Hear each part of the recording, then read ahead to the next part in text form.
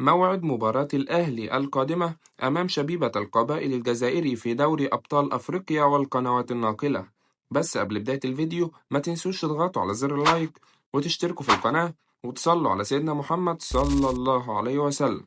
يستعد النادي الأهلي لاستضافة نظيره نادي شبيبة القبائل الجزائري على استاد القاهرة الدولي، وسوف تنطلق صافرة بداية المباراة في تمام الساعة 4 مساء بتوقيت تونس والجزائر والمغرب، والخامسة مساء بتوقيت مصر وليبيا والسودان وفلسطين، والسادسة مساء بتوقيت السعودية والعراق وقطر واليمن والبحرين والكويت وسوريا والأردن، والسابعة مساء بتوقيت الإمارات وسلطنة عمان، وذلك يوم السبت الموافق 22/11/2025 22 نوفمبر 2025. وسوف تذاع المباراة عبر قناة بين سبورت. وما تنسوش تتوقعوا نتيجة المباراة في الكومنتات. وكان معكم الكابتن، أشوفكم في فيديو جديد. مع السلامة.